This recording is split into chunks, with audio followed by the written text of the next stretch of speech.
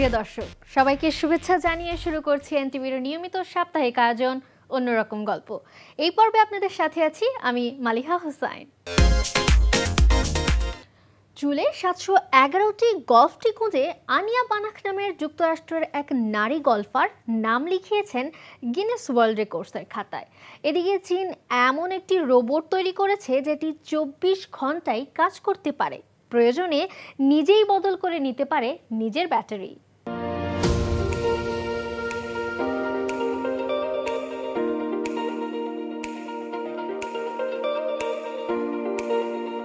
আনিয়া বানাক যুক্তরাষ্ট্রের একজন নারী গলফার। 2024 সালের 9 নভেম্বর ক্যালিফোর্নিয়ার কার্লসবাড শহরে আনিয়া বসে যান তার বিশ্ব রেকর্ড গড়ার স্বপ্ন পূরণে। সেদিন নিজের মাথা ও চুলের বেনিতে তিনি একে একে গুজে দেন 711টি গলফটি। বলে রাখা দরকার, এই গলফটি হলো গলফ বল রাখার ছোট স্ট্যান্ড বা খুঁটি।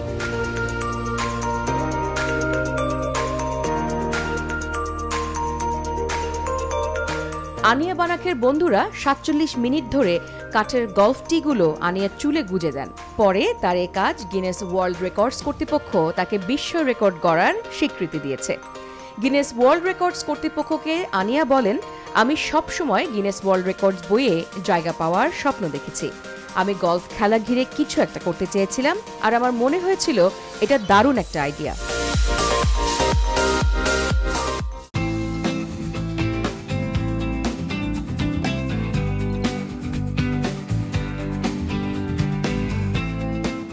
চীন এমন একটি রোবট তৈরি করেছে যেটি 24 ঘন্টায় কাজ করতে পারে, প্রয়োজনে নিজেই নিজের ব্যাটারি বদল করে নিতে পারে। চীনের প্রযুক্তি প্রতিষ্ঠান ইউবিটেক রোবোটিক্স এমন একটি রোবট তৈরি করেছে। মানুষের হস্তক্ষেপ ছাড়াই এই রোবট টানা 7 দিন 24 ঘন্টা কাজ চালিয়ে যেতে পারবে। এই রোবটে ডুয়েল ব্যাটারি সিস্টেমে 48 ভোল্টের লিথিয়াম ব্যাটারি ব্যবহার করা হয়েছে।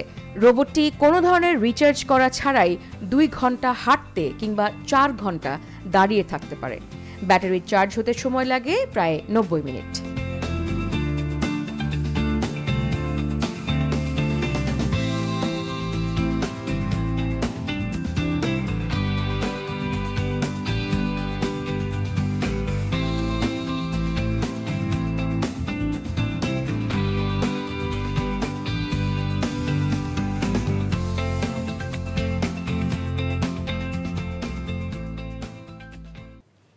চীনের স্থানীয় সংবাদ মাধ্যম ও সামাজিক যোগাযোগ মাধ্যমে একটি খবর বেশ আলোচিত।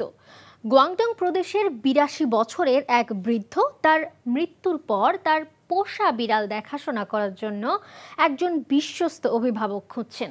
যদি এমন কাউকে পাওয়া যায় তবে তাকে লিখে দেয়া হবে বৃদ্ধের সকল সম্পত্তি। এদিকে মঙ্গল গ্রহ থেকে আসা একটি বিশাল পাথরের খণ্ড $53 লাখ বিক্রি হয়েছে যুক্তরাষ্ট্রের নিউ ইয়র্ক সিটিতে। বিশ্বের বিভিন্ন জায়গায় ঘটে যাওয়া এমন চমকপ্রদ ঘটনা নিয়ে রয়েছে একটি প্রতিবেদন।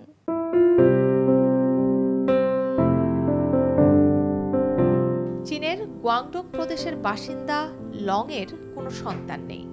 স্ত্রী মারা যাওয়ার পর 1 দশক ধরে একাই থাকেন। একদিন বৃষ্টিতে রাস্তায় কুড়িয়ে পাওয়া 4টি বিড়ালকে নিজের বাড়িতে আশ্রয় দিয়েছিলেন। এখন শুধু একটিই বেঁচে আছে। সিয়ামি জাতের সেই বিড়ালের নাম সিয়ানবা।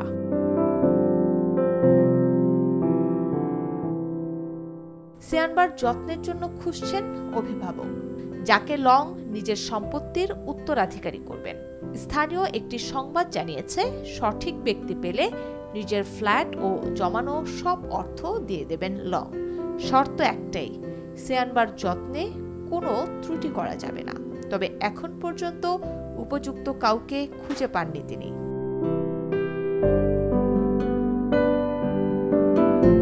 বিরাশি বছর বয়সী লং এর বিড়ালের জন্য উত্তরাধিকারী খোঁজার বিষয়টি চীনের সামাজিক যোগাযোগ মাধ্যমে বেশ আলোচনার জন্ম দিয়েছে।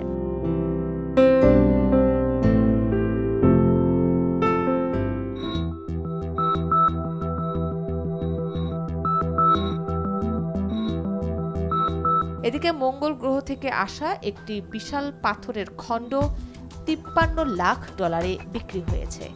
গেল বুধবার যুক্তরাষ্ট্রের নিউ ইয়র্ক সিটিতে বিক্রি হয়েছে NWA 16788 নামের পাথরখণ্ডটি। পাথরখণ্ডটির ওজন 25 কেজি, রং লালচে।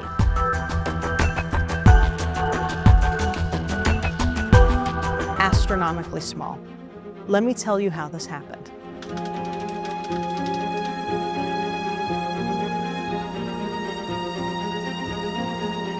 This is a 54-pound chunk of the Martian surface. How did it get here? It was broken off the surface of the red planet by a massive asteroid strike that hit the surface of the planet with such force that it sent this hurtling through space 140 million miles to Earth. After making this incredible interplanetary journey,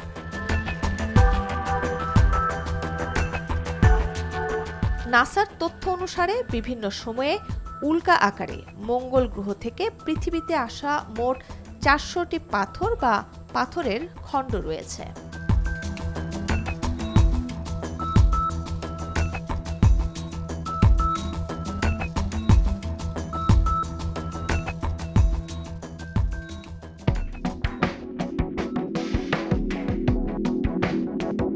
প্লাস্টিকের সম্ভাব্য বিকল্প এলো বাংলাদেশি 2 বিজ্ঞানীর হাত ধরে।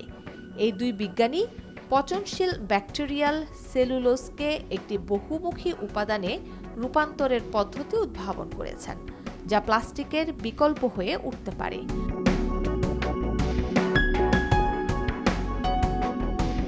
যুক্তরাষ্ট্রের টেক্সাসের Houston বিশ্ববিদ্যালয়ের website থেকে এ তথ্য জানা যায়। গবেষণায় দেখানো হয়েছে, পৃথিবীতে পর্যাপ্ত পরিমাণে প্রাপ্ত ব্যাকটেরিয়াল সেলুলোজ থেকে পচনশীল পানির বোতল, প্যাকেজিং উপাদান বা ক্ষত ঢাকার ব্যান্ডেজ সহ অনেক কিছুই তৈরি করা যেতে পারে।